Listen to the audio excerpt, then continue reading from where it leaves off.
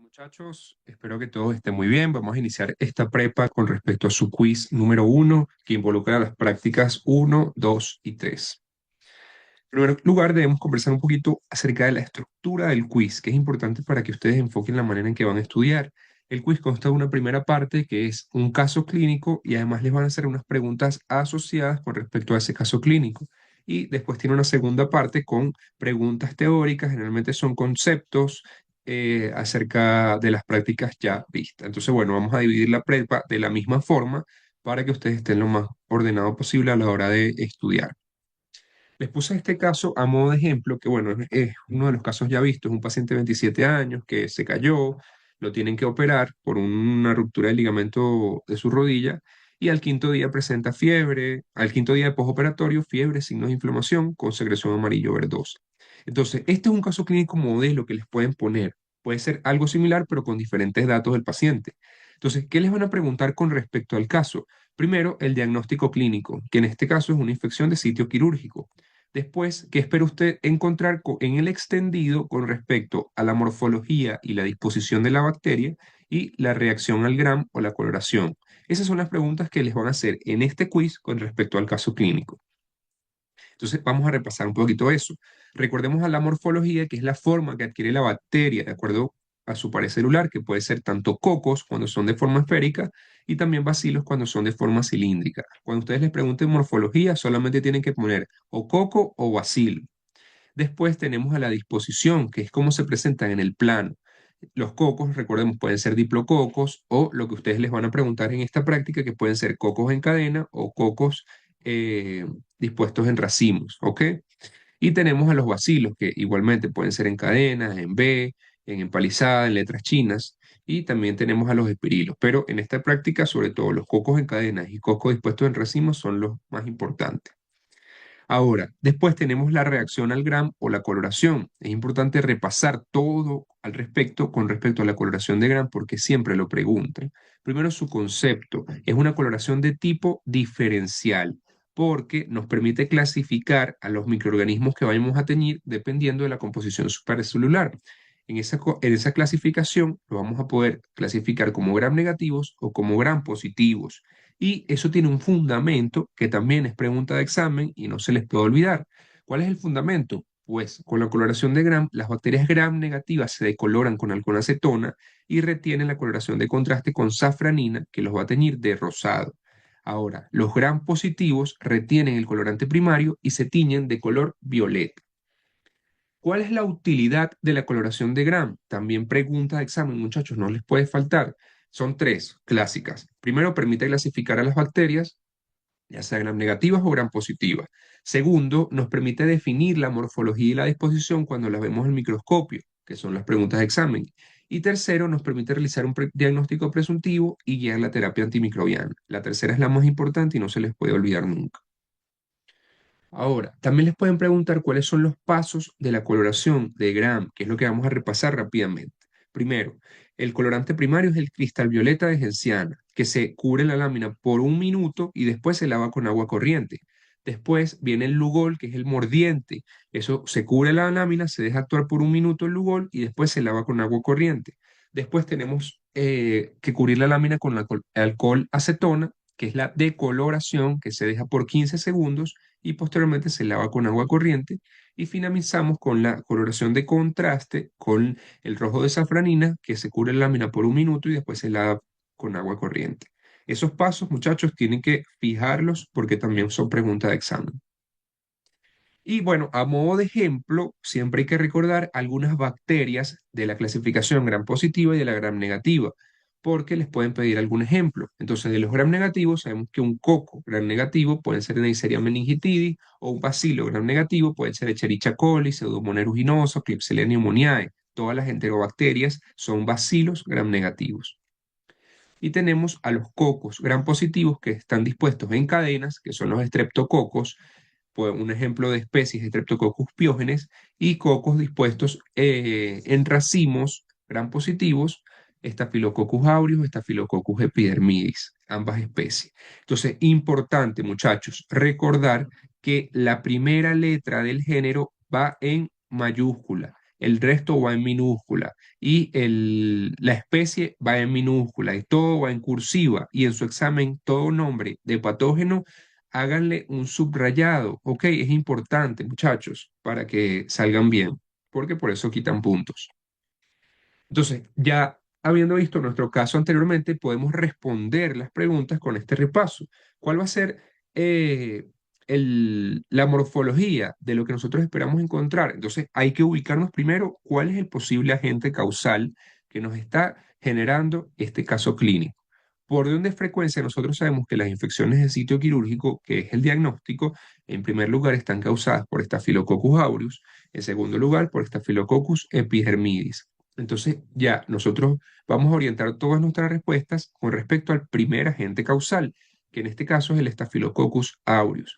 Entonces, la morfología del Staphylococcus aureus, ¿cómo sería? Primero, un coco. Después, la disposición del Staphylococcus aureus, ¿cómo sería? Son dispuestos en racimos. Y ahora, eso, la reacción al gramso es un patógeno gram positivo o gram negativo, es un patógeno gram positivo.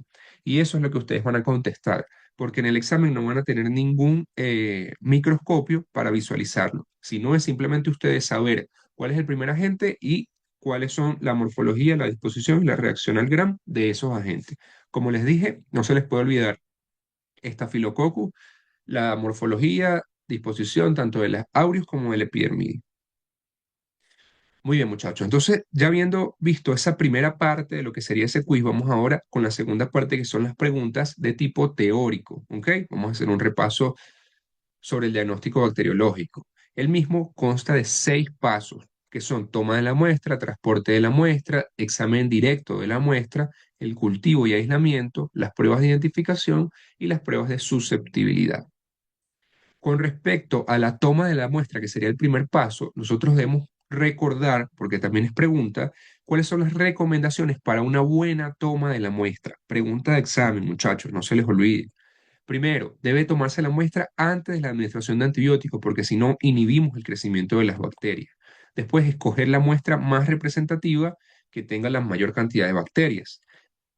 Debe realizarse previa asepsia y antisepsia para no contaminar esa muestra y que hagamos un diagnóstico errado por un patógeno, parte de la flora normal de nuestra piel, pues, por ejemplo.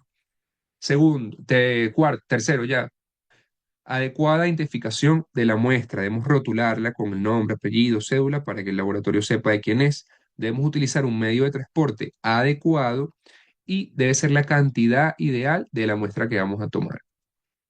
Ahora, ahorita nosotros vamos a ver sobre todo son secreciones purulentas. Entonces, si es una lesión superficial, nosotros lo que vamos a hacer es un hisopado. De esa forma se va a tomar la muestra.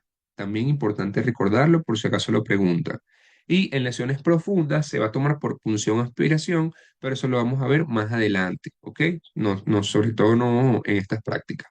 Ahorita lo más importante es recordar que las lesiones superficiales se toman por hisopado, como la mayoría de los casos clínicos de infección de sitio quirúrgico.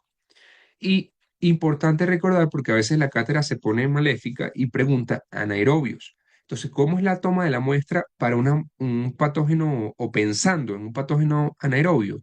Debemos hacerla por punción, aspiración. Y recuerden que de las superficies mucosas o cutáneas, es decir, la piel o la mucosa oral, la mucosa faríngea, de ahí no se toman muestras para anaerobios. ¿Ok? Es importante recordarlo. Y bueno, la muestra se toma por punción, aspiración, con una jeringa estéril. Ahora, ¿cómo vamos a hacer el transporte de la muestra? En primer lugar, debemos recordar que existen unos medios de transporte específicos, como es el Stuart, el Cariblair o el AMIS. Esos medios solamente tienen el medio de transporte. Tenemos otros que también están disponibles en el mercado, como son el Culturete o el Transcult, que van a incluir el medio de cultivo, pero también van a incluir el hisopo. ¿Ok? Entonces son mejores para, por lo menos, tomar una muestra. Y recordemos que también hay otros medios de transporte que son los envases estériles, que los usamos con muestras líquidas o con algunas secreciones abundantes, usamos envases estériles. Y muy importante recordar por si se ponen maléficos, las bacterias anaerobias. Recordemos que se toma la muestra con una técnica de punción, aspiración con una jeringa estéril. Esa jeringa, para transportar la muestra, la vamos a usar a ella. Le vamos a doblar la punta de la aguja, se va a doblar de forma que no le entre aire, pero además, antes de doblarla, también le vamos a quitar todo el aire que tenga la inyectadora. Es decir, en esa jeringa solamente tiene que quedar la muestra. Se dobla la punta y se transporta al laboratorio. Importante aclarar que si van a pasar más de 30 minutos entre que se toma la muestra y se lleva al laboratorio, debemos utilizar uno de los caldos, ya sea el caldo tioglicolato prereducido o el caldo carne prereducido. Muy bien, con respecto al examen directo, muchachos, es importante diferenciar cuándo es una muestra clínica y cuándo es una muestra de cultivo. Recordemos que les había mencionado que cuando se visualizan células polimorfonucleares como estas que están aquí, es una muestra clínica que viene del paciente y tiene células del paciente, como son los polimorfonucleares, y se ven los cocos chiquiticos aquí arriba. Ahora, cuando vemos un cultivo, un examen directo del cultivo, solamente se ven las bacterias, como en este caso son los bacilos dispuestos en cadena, no se ven los polimorfonucleares. Entonces, la observación microscópica básicamente dispone de dos pasos o dos exámenes, el examen en fresco y el examen previa coloración. Los dos se usan y a veces preguntan el examen en fresco. Entonces, ¿qué se necesita del examen en fresco? Bueno, son soluciones no acuosas que aumentan el índice de refracción de las bacterias para poder visualizarla. Es decir, el medio tiene un índice de refracción y la bacteria tiene un índice de refracción diferente. Cuando nosotros vemos eso al microscopio, vamos a poder visualizarla. ¿Y cuáles podemos utilizar como para hacer el examen en fresco? El glicerol, el KOH o la tinta china. ¿Ok? Ahora, examen previa coloración, recordemos que es para teñir ciertas estructuras celulares. El más importante y el que les pueden preguntar es la coloración de Gram y las coloraciones estructurales que vamos a repasar más adelante. Ahora, del examen en fresco es importante recordar cómo se debe poner el microscopio. Cuando vamos a hacer un examen de fresco entre lámina y laminilla, debemos utilizar el objetivo de 40x, debemos bajar el condensador y además debemos cerrar un poquito ese diafragma para poder visualizar la muestra de forma adecuada. Esas tres características hay que recordarlas por si acaso las llegan a preguntar. Y recuerden que en el examen no van a tener microscopios, ¿ok? Entonces eso es importante recordar. Ahora, una pregunta frecuente, muchachos. Esto fíjenlo porque en uno de los quizzes va a salir. Y generalmente lo preguntan así, si colocamos el extendido al microscopio y no se ve nada, diga cuáles son las causas. En primer lugar, tenemos que la lámina portaobjetos esté sucia, sea de mala calidad o sea opaca y no nos permita visualizar la preparación. Que el objetivo del microscopio esté sucio o esté mal atornillado, que la lámina esté invertida, es decir, esté al revés cuando lo colocamos en la platina del microscopio, que el ocular esté sucio, que no tengamos aceite de inmersión en una preparación con el objetivo de 100x, que el diafragma esté en mala posición, que la preparación esté mal elaborada o que el espejo, en el caso de los microscopios viejos, esté mal orientado. Y también es importante recordar cuáles son las consideraciones con respecto al microscopio, cómo debemos acomodarlo para visualizar una preparación con el objetivo de inmersión. Entonces, en este caso debemos subir el condensador, abrir el diafragma completamente, además usar el aceite de inmersión y para hacer el procedimiento de visualización tenemos que bajar el objetivo hasta que esté en contacto con la lámina y después irlo subiendo lentamente. Recordar que el objetivo de inmersión es aquel que tiene un aumento de 100x. Muy bien, pasamos ahora a lo que serían las coloraciones estructurales. De las coloraciones estructurales siempre las preguntan. Entonces, en alguno de los quizzes va a salir esto. Así que esto no se lo pueden dejar de aprender. Completico, todo este cuadro tienen que aprendérselo. Entonces, primero la coloración, ¿cuál es el nombre? Coloración de IS. ¿Para qué sirve esta coloración? Para teñir la cápsula de las bacterias. A modo de ejemplo, dos bacterias con cápsula, Haemophilus influenza tipo B y Streptococcus pneumoniae. La coloración de Leifson nos permite visualizar los flagelos de las bacterias. Una bacteria con flagelo, un Corynebacterium diphtheriae. La coloración de Albert nos permite visualizar los gránulos metacromáticos. Ahí vamos a tener a Haemophilus influenzae y Streptococcus pneumoniae. La coloración de Alessandrini, vamos a visualizar las esporas. Ahí vamos a evidenciar a Clostridium tetani y a Bacillus anthracis. Y la impregnación argéntica de Fontana Tribundiau, vamos a ver las espiroquetas de Treponema pallidum y Leptospira. Pasamos ahora a lo que sería el diagnóstico bacteriológico, el cultivo y el aislamiento. Aquí nosotros vamos a utilizar sustancias naturales o artificiales que nos van a permitir que ese microorganismo crezca, se replique, se multiplique en un medio de cultivo y nosotros podamos visualizarlo posteriormente. Entonces, esos medios de cultivo se dividen en los básicos, como es el caldo nutritivo, pero también hay unos especiales. Sobre todo los enriquecidos, los enriquecimientos electivos y selectivos son pregunta de examen, siempre los preguntan. Entonces, también tenemos que recordar este cuadrito, importantísimo. En un medio enriquecido son medios que aumentan propiedades nutritivas, agregando ya sea sustancias albuminoides, carbohidratos o vitaminas para el crecimiento de todas las bacterias, ¿ok? No tienen una en particular.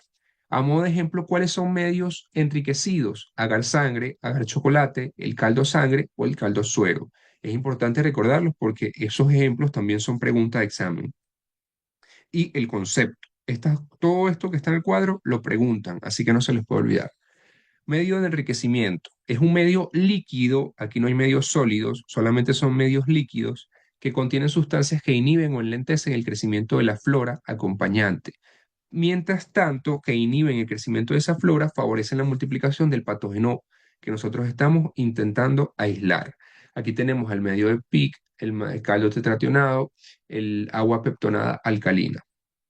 Tenemos también los medios selectivos, que van a tener sustancias que inhiben o retardan el crecimiento de la flora bacteriana asociada, ya sea gram positiva o gram negativa.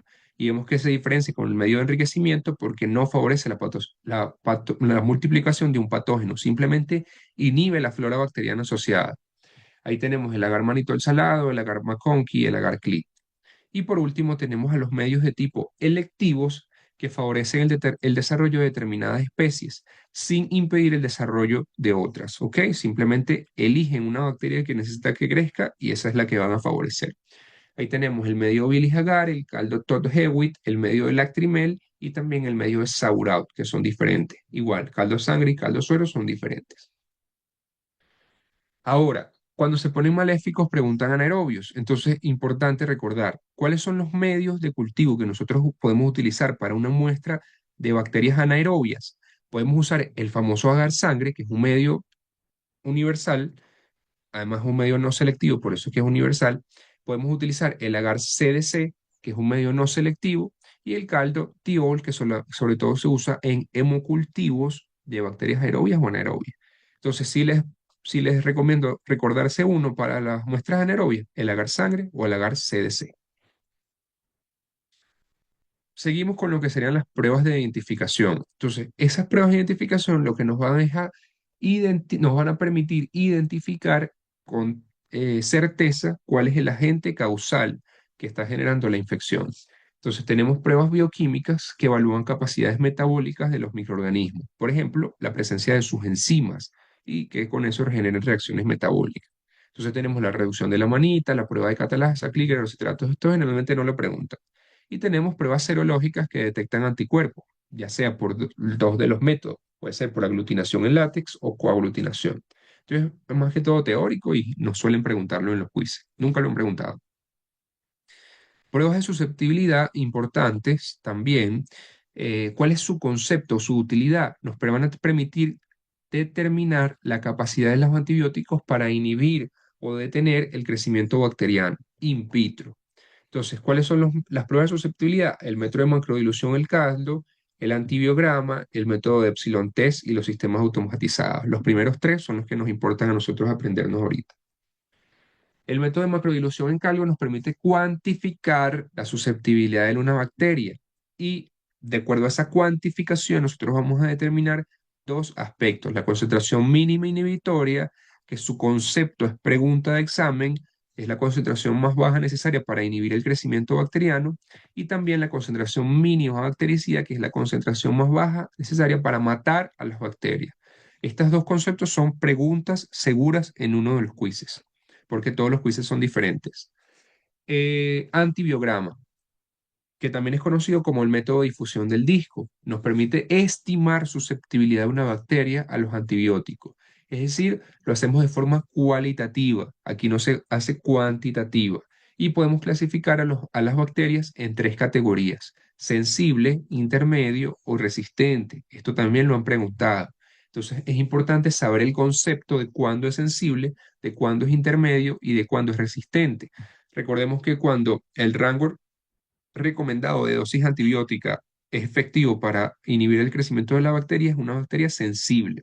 Ahora, cuando se requieren dosis mayores a las recomendadas, es una bacteria con sensibilidad intermedia, y cuando las dosis descritas o las dosis recomendadas no son suficientes para inhibir el crecimiento, es una bacteria resistente, porque no podemos matarla con esos antibióticos.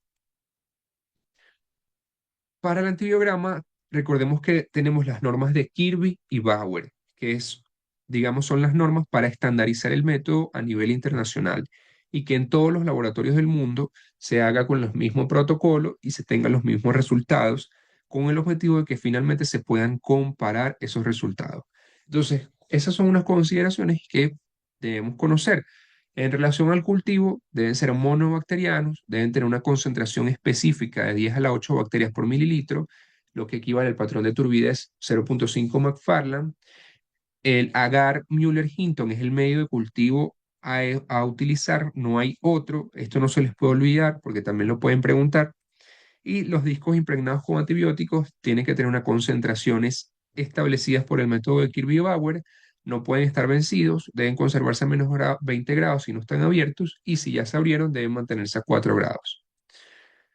Seguimos con el método de Epsilon Test, que él nos permite cuantificar la concentración mínima inhibitoria. Entonces tenemos una tirita que ponemos en nuestro cultivo del agar Müller-Hinton, y dependiendo de dónde corte el halo de inhibición con la tirita, esa va a ser la concentración mínima inhibitoria. Por último, con respecto a las pruebas de susceptibilidad, tenemos a la detección de los mecanismos de resistencia, ¿ok? Entonces, esto, si se ponen creativos este año, lo pueden preguntar. Entonces, pendientes con esto. Recordemos que para determinar la resistencia de una bacteria podemos tener dos métodos. Dos métodos, exacto, que se dividen en bacterias gram positivas y gram negativas. Para las bacterias gram positivas utilizamos el test D, que nos permite detectar mecanismos de resistencia a tres tipos de antibióticos, como son los macrólidos, las lincosamidas y las streptograminas. Ahora, las bacterias gram negativos vamos a utilizar el método de detección fenotípica de beta-lactamasas de espectro extendido, que nos permite detectar mecanismos de resistencia a un grupo de antibióticos en particular, que son los beta-lactámicos. Muy bien, muchachos. Entonces, aparte de todo este componente teórico, también les pueden preguntar definiciones, como la de concentración mínima inhibitoria, concentración mínima bactericida y adicionales algunas que vamos a conversar ahora. Entonces, tenemos el concepto de flora residente, son microorganismos relativamente fijos que se encuentran en un tejido. Y la característica que no se les puede olvidar cuando la vayan a describir es que esos microorganismos tienen regeneración espontánea y pueden variar en el organismo con la edad. Ahora, en contraste, tenemos a la flora transitoria, que son microorganismos no patógenos o potencialmente patógenos que habitan en la piel o las mucosas, pero solamente por horas, por días o semanas, por un tiempo establecido, pero no están de forma definitiva y no se regeneran de forma espontánea. Les pueden pedir ejemplos, entonces es importante conocer la flora normal de distintas localizaciones. Por ejemplo, de la boca y la faringe tenemos una flora residente y una flora transitoria. La flora residente, por lo menos recordar Staphylococcus epidermidis, Haemophilus influenza, Streptococcus pneumoniae, y de la flora transitoria, recordar Staphylococcus aureus, Neisseria meningitidis. Ahora bien, también de la piel tenemos la flora residente como el epidermidis o Corynebacterium o Peptostreptococcus, que son anaerobios, o tenemos flora transitoria como Staphylococcus aureus, Acinetobacter o Streptococcus pyogenes. Otro concepto importante que también pueden preguntar todos estos son la contaminación, que quiere decir la presencia de microorganismos en una superficie inanimada. Hablamos de superficies inanimadas, objetos. Ahora, cuando hablamos del organismo humano, podemos hablar de colonización cuando se desarrollan los microorganismos en la superficie, Podemos hablar de infección cuando el microorganismo invade y se reproduce en el tejido. Y podemos hablar de enfermedad cuando se expresan los signos y los síntomas de una infección. ¿Ok? Ok, otro concepto importante es el de asepsia que tiende a confundirnos. Debemos recordar que la asepsia son un conjunto de procedimientos, ¿ok? Que tienen un objetivo en particular y es prevenir la llegada de microorganismos a cualquier superficie, ¿ok? Entonces, conjunto de procedimientos para prevenir la llegada de microorganismos patógenos a un área específica. Entonces, allí, a modo de ejemplo, podemos tener la técnica quirúrgica estéril. Nosotros hacemos un lavado de manos, que es parte de las técnicas de asepsia. Nosotros hacemos una limpieza del campo quirúrgico, que es parte de las técnicas de asepsia. Nosotros utilizamos material quirúrgico descartable estéril, que es parte de las técnicas de asepsia. Usamos tapabocas y guantes, que forman parte de las técnicas de asepsia. Es decir, son medidas preventivas para evitar la infección. Ahora, tenemos la desinfección, que es un método para eliminar solamente aquellos microorganismos que pueden causar enfermedad, ¿ok? Ahora, la esterilización son procedimientos para eliminar cualquier microorganismo presente en los objetos y sustancias. Con la desinfección solo eliminamos los potencialmente patógenos. Ahora, con la esterilización eliminamos todos los que causan enfermedad y los que no. Y a eso lo vamos a utilizar, la desinfección y la esterilización la vamos a utilizar con objetos bisturí, estetoscopio, otoscopio. Ahora, tenemos para los humanos la antisepsia, que son todo el conjunto de técnicas y procedimientos para eliminar o inhibir el crecimiento de microorganismos en los tejidos vivos. Entonces, ahí tenemos una técnica de antisepsia, la limpieza del campo quirúrgico previo a una operación, que también forma parte de las técnicas de asepsia. Muy bien, con respecto a la esterilización, muchachos, les había dicho en la prepa que estos métodos suelen preguntar, pero es cuáles son los objetos que se esterilizan con cada uno de ellos. Entonces les puse los cuadritos para que ustedes recuerden esto, porque suele ser pregunta de examen. Como nunca la responden, siempre la ponen. Entonces, recordemos, el calor húmedo bajo presión, vamos a utilizar temperaturas mayores a 100, eso, digamos, no lo preguntan mucho, y utilizamos para ello medios de cultivo, objetos de goma, lencería quirúrgica o objetos quirúrgicos cortantes. Entonces, ustedes les pueden preguntar cómo o qué método utilizarían para esterilizar lencería quirúrgica. Y ustedes tienen que decir calor húmedo bajo presión. Calor húmedo, que sería el vapor bajo presión. Ahora, otro de los métodos es el calor seco, específicamente el aire caliente, que nos sirve para cristalería vacía, objetos de porcelana o instrumentos quirúrgicos no cortantes. Importante la cristalería vacía que le han preguntado. Y el calor seco, como el flameado o la incineración para el asa de inoculación, recordemos específicamente en el laboratorio, y es lo que ustedes les van a preguntar, el flameado, porque la incineración es para animales. Entonces, el flameado para las asas de inoculación o la boca de los tubos o matraces, que es lo que ustedes hacen en cada práctica. Tenemos la filtración para eliminar partículas a través de un filtro. Podemos utilizar allí sustancias líquidas como los colirios, los antibióticos, las vitaminas o proteínas. Y la radiación, que se divide en la radiación ionizante, específicamente la radiación gamma. Podemos esterilizar material quirúrgico desechable como inyectadoras, catéteres, guantes o suturas. Y por la radiación ultravioleta, que nos sirve o nos es de utilidad para las superficies de un quirófano, la superficie de un área de hospitalización, el aire de esa área de hospitalización, ¿ok? Para todo eso la radiación ultravioleta, sobre todo para cuartos, ¿ok? Ya sea un quirófano, ya sea un área, una habitación, ya sea el laboratorio per se. Ahora, con los agentes químicos, menos preguntados, sobre todo preguntan los agentes físicos, tenemos el óxido de etileno para materiales de plástico como las cánulas de un respirador, equipos electrónicos, esto no lo suelen preguntar. El glutaraldehído para endoscopias, equipos de anestesia o material de diálisis. Ahora, esto sí es pregunta. Definición de bactericida y definición de bacteriostático. Bactericidas destruyen por completo las bacterias, es decir, la matan. Y bacteriostáticos solo inhiben la reproducción de una bacteria, pero no la destruyen, ¿ok? Entonces, es importante. Es como similar a la concentración mínima inhibitoria y la concentración mínima bactericida. Antiséptico es una sustancia que se aplica a un tejido vivo para prevenir detener o inhibir el crecimiento de una bacteria. Ahora, el desinfectante es una sustancia bactericida que se emplea sobre superficies inanimadas y solo elimina las bacterias potencialmente patógenas.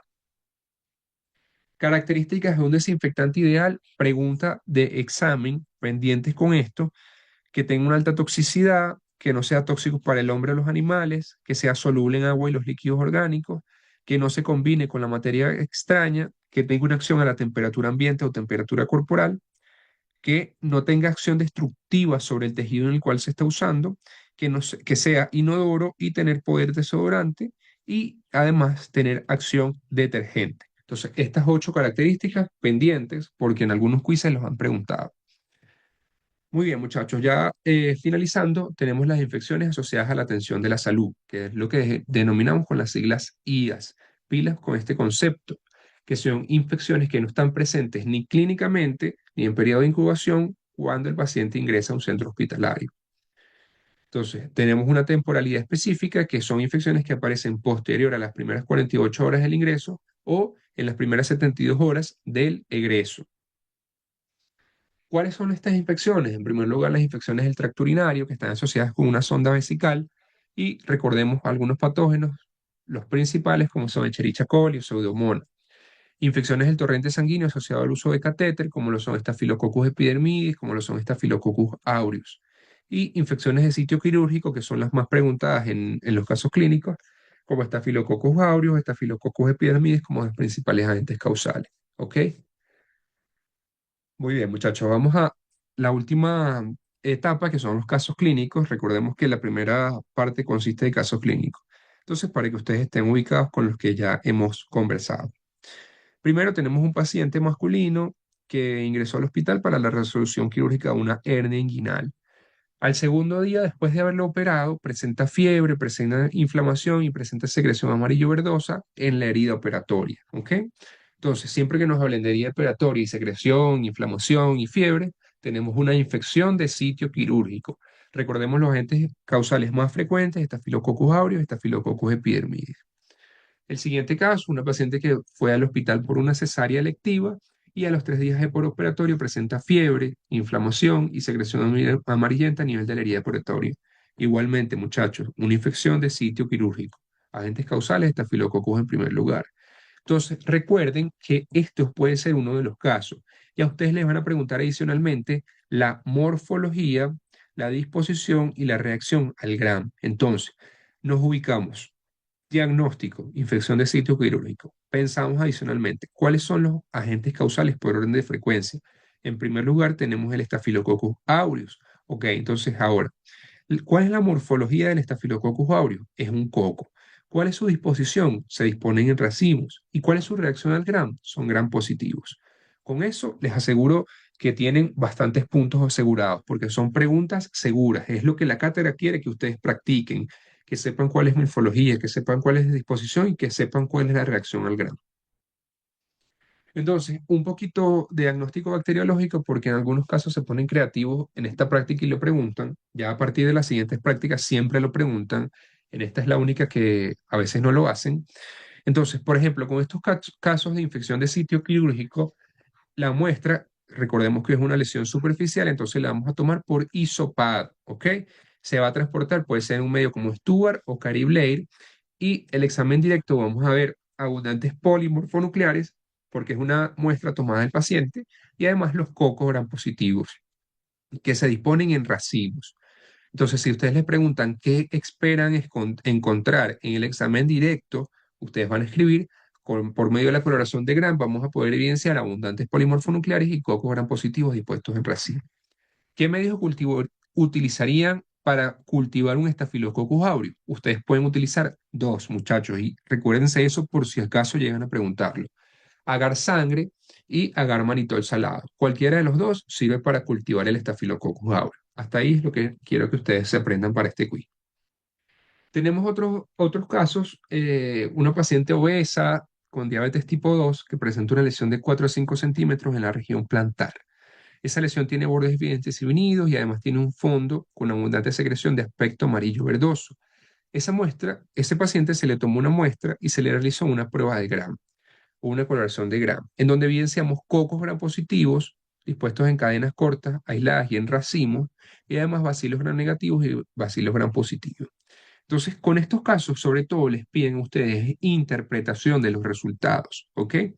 Entonces, aquí estamos en presencia de un pie diabético y ¿por qué en el Gram no están tantas bacterias? No es por contaminación, muchachos. Es porque el pie diabético es una infección polimicrobiana. Hay muchísimas bacterias involucradas, ¿ok? Entonces, eso es importante tenerlo en cuenta con respecto al pie diabético. Ahora, tenemos una paciente que está presentando fiebre, cefalea y rigidez de nuca. Ese paciente se llevó al médico, se le tomó una muestra a través de la técnica de punción lumbar y se le realizó una coloración de Gram, en donde evidenciamos moderados polimorfonucleares, es decir, una muestra del paciente, y además diplococos Gram negativos. ¿Qué quiere decir eso? Cocos es la morfología, la disposición es en parejas porque son diplo, y además la reacción en el Gram es Gram negativa. Cuando realizamos el cultivo, nos crecieron dos patógenos, Neisseria meningitidis y Staphylococcus epidermidis.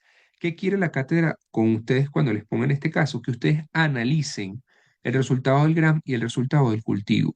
Si aquí vemos diplococos gram negativos, nosotros podemos pensar en Neisseria, pero Staphylococcus epidermidis no es un diplococo y tampoco es gram negativos. Son cocos gram positivos dispuestos en racimos. Entonces, en este caso, si en el gram no teníamos esta bacteria, pero en el cultivo sí la tenemos, esto quiere decir que el cultivo se contaminó con Staphylococcus epidermidis y por eso creció esa bacteria en el cultivo. Entonces, ¿cuál sería la impresión diagnóstica? Una meningitis bacteriana y el agente causal, Neisseria meningitidis. No vayan a poner Staphylococcus epidermidis. Recordemos que es una contaminación del cultivo. Tenemos a otro paciente indigente, alcohólico, fumador, que presenta una neumonía basal izquierda, que fue tratada y además eso presentó hace 4 semanas. Actualmente presenta fiebre, tos productiva, expectoración purulenta fétida. Se realizó una tomografía y se evidenció que tenía un absceso pulmonar izquierdo. Se le realizó una toracocentesis para tomar la muestra y a esa muestra se le realizó un gram y cultivo. Entonces, en el gram tuvimos un resultado de abundantes polimorfonucleares y además cocos gram positivos en cadenas. Pero en el cultivo no hubo crecimiento. Entonces, ¿cómo interpretamos nosotros ese resultado, muchachos? Sencillo, nunca se le avisó al laboratorio que nosotros estábamos pensando en un gram negativo, en un gram negativo, no, disculpen, en una bacteria anaerobia. Por lo tanto, el medio cultivo se incubó en características de bacterias aerobias y esas bacterias no crecieron, o la muestra se transportó mal y las bacterias se murieron y después no van a crecer en el cultivo, ¿ok? Entonces, eso es un absceso pulmonar. ¿Y cuál es el agente causal? Los anaerobios. En este caso, los peptoestreptococos, porque nos habían dicho que en el grama habíamos visto cocos gram positivos en cadena. Esas son las características del peptoestreptococo. Después tenemos otro paciente que sufre de otomastoiditis crónica, tiene fiebre, convulsiones y se le diagnosticó un absceso cerebral. Es intervenido quirúrgicamente y se le tomó una muestra.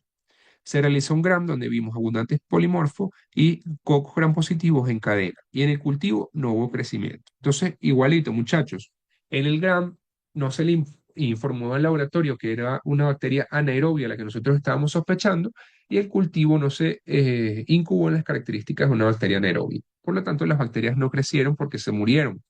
Y igualito, pensamos en una agente causal, el Streptococcus, porque nos habían dicho que eran cocos gram positivos en cadena.